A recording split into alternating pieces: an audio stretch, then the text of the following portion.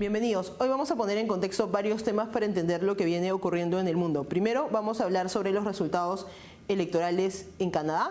También vamos a hablar sobre el último acuerdo que se ha anunciado entre Estados Unidos y Ucrania por el tema de los metales raros, que va a ser bien interesante entender cómo se inserta eso en la guerra de Ucrania.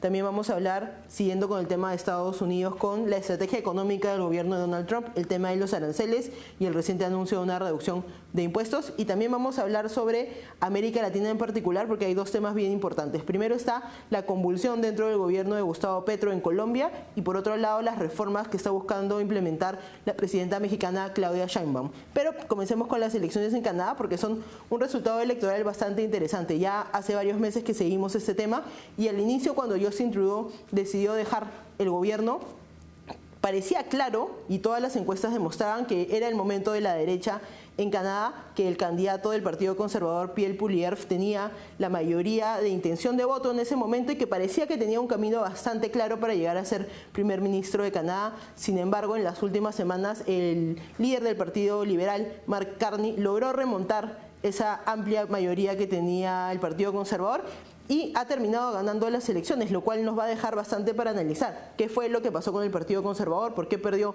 tanto terreno y cómo el Partido Liberal, luego de lo que ha sido una gestión de Justin Trudeau bastante cuestionable, ha logrado recuperar la confianza de varios de los ciudadanos para lograr el gobierno nuevamente. Va a ser interesante entender también si es que ha habido algún tipo de influencia externa.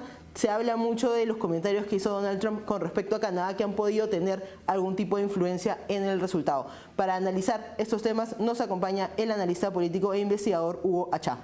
Bienvenido, Hugo, ¿cómo estás? Muy buenas, es siempre un placer, a sus órdenes.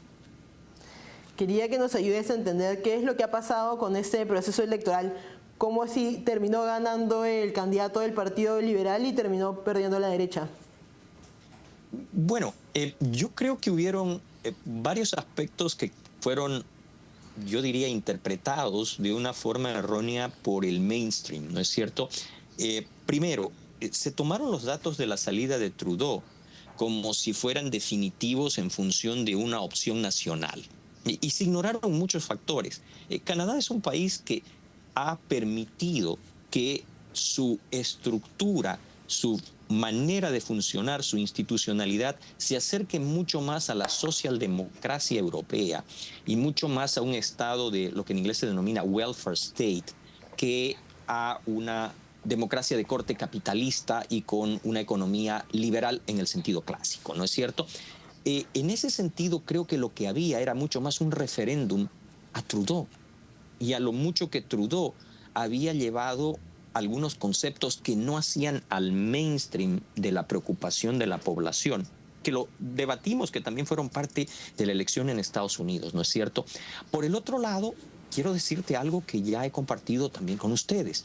Es un error desde un punto de vista conceptual el pintar esto como una derrota catastrófica de los conservadores. Un partido que avanza y gana 20 escaños, un partido que gana distritos donde nunca antes había ganado, y es cierto, el candidato principal perdió en su distrito, pero no quita el resultado general, los 144 escaños, ¿no?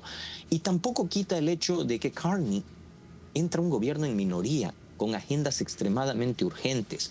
Si tú miras medios que tienen una inclinación hacia la izquierda, el New York Times, la BBC, fíjate los titulares al día de hoy. Casi están urgiendo a Carney a involucrarse con Trump para reparar el tema de la cuestión comercial. Porque si hay algo que Carney no tiene es tiempo. Si no hay respuestas evidentes a esta herencia pesada que le deja Trudeau, podemos ver otra renuncia de un gobierno en minoría y una elección a donde te aseguro que los 144 escaños del Partido Conservador estarían literalmente a tiro de piedra de poderse convertir en un gobierno. No fue hoy, pero claramente hay un avance hacia un mañana cercano. Y creo que son los factores que se tienen que integrar para entender lo que ha pasado en Canadá. Antes de entrar a quién es Mark Carney, qué significa, quería preguntarte por Pierre Poilievre, por el candidato que perdió. ¿Tú crees que tuvo algo que ver la narrativa anti-Trump con la derrota? Y negar la influencia de Donald Trump hoy día a nivel global es una ingenuidad. Es más, hay gente que lo está haciendo porque desprecia tanto, detesta tanto a la figura de Donald Trump, que se puede estar haciendo un daño a sí mismo, ¿no es cierto? Vale para los dos lados del espectro. En el caso de Canadá, la presencia, yo te diría, omnipresente de la figura de Trump en el debate, podemos revisar cada uno de los debates a todo nivel que se dio en la campaña política y no hay uno solo que yo haya encontrado a donde no se haya preguntado, evaluado o considerado a el presidente de los Estados Unidos. Ni uno. ¿Ok? Eso te marca cuán influyente fue la figura. Desde lo negativo, parte de la retórica afectó y alteró la percepción nacionalista canadiense, una percepción que no tiene una homogeneidad con lo que son los Estados Unidos. Te doy un ejemplo. Entre el tercer y el cuarto partido, entre la Unión Quebecois y los Nuevos Demócratas, fíjate la estadística, es 6.4 a 6.3.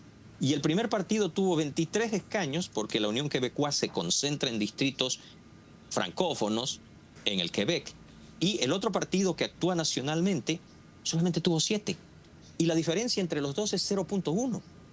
Lo que te tiene que llevar a una comprensión, ¿no es cierto? Entonces, descartar el factor Trump, ingenuo.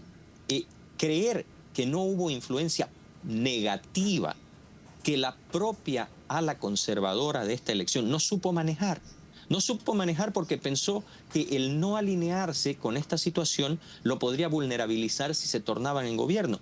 Está claro de que eso también fue una evaluación carente de objetividad, porque hoy día los gestos desde la administración Trump y lo que está diciendo Carney es: vamos a sentarnos a caballo del pragmatismo, no vamos a discutir la parte ideológica, porque hay una relación simbiótica, porque hay una integración, porque hay una situación de provisión energética, porque hay un conjunto, un cúmulo de situaciones que hacen que sería absurdo para Canadá, pero también en cierta medida, aunque no tan esencial, pero relevante para los Estados Unidos, continuar en una confrontación. El mejor ejemplo, si vamos a creer que en Corea del Sur y en Japón les hacen gracia las tarifas, no, pero ninguno de los dos gobiernos ha adoptado una retórica de confrontación porque quieren preservar primero que nada su interés.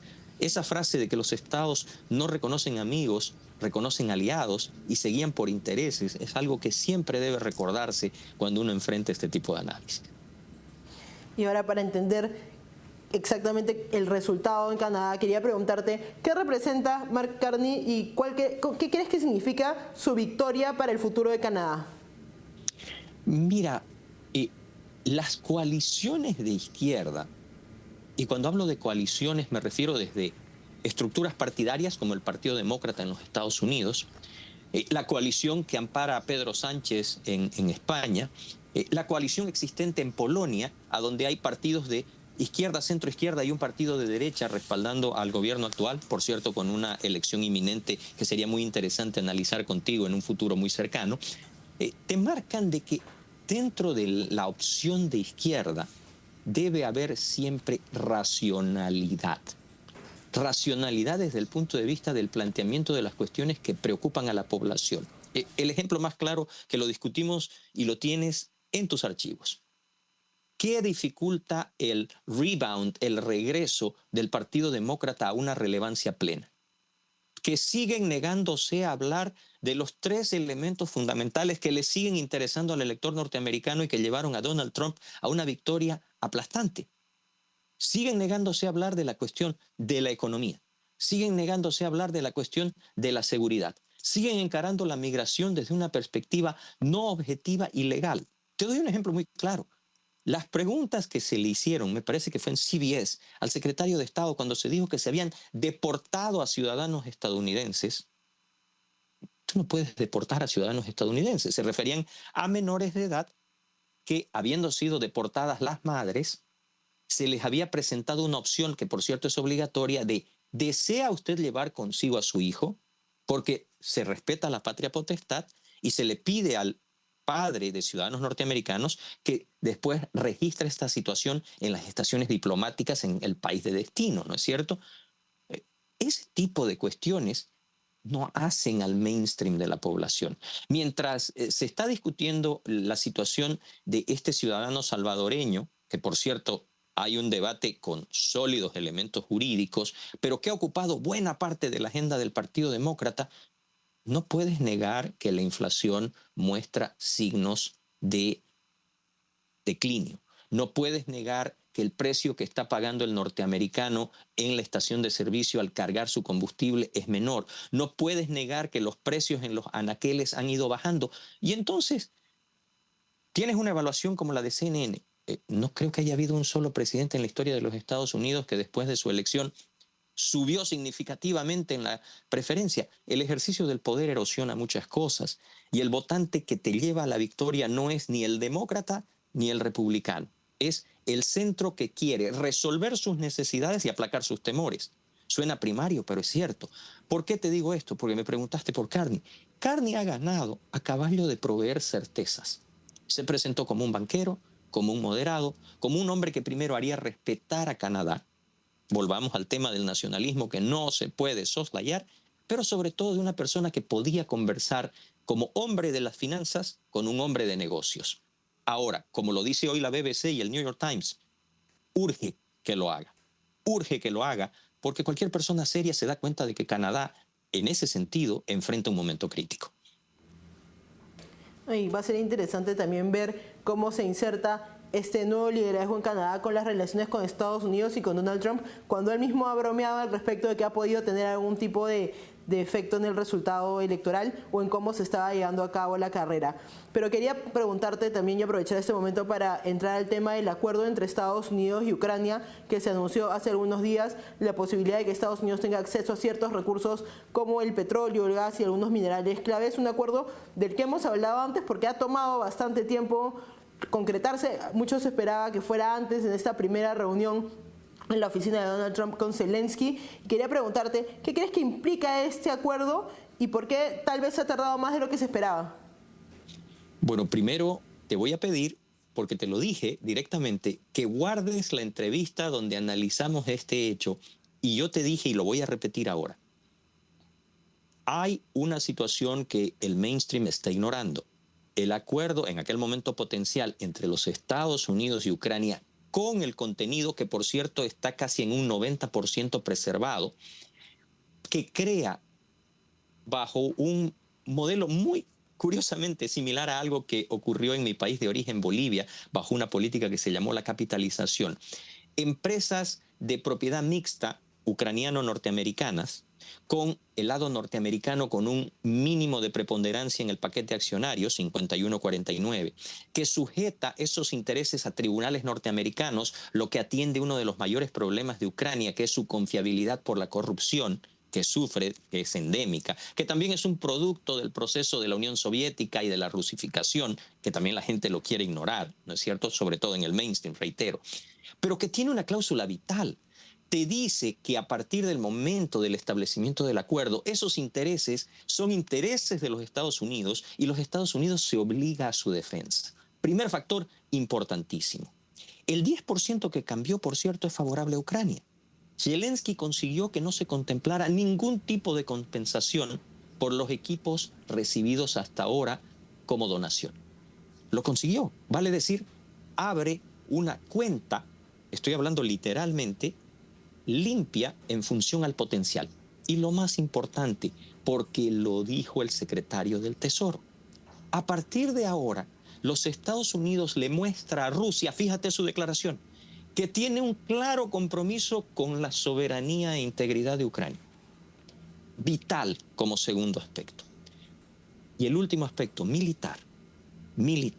Militarmente hasta ahora, la política de donación siempre había venido acompañada de la limitación, la restricción y el impedirle a los ucranianos el empleo de sus vectores militares provenientes de sus aliados de Occidente de acuerdo a sus necesidades tácticas o estratégicas. No podían usar los sistemas de armas más allá de cierta área. No podían atacar la retaguardia rusa, no podían atacar las bases logísticas, no podían...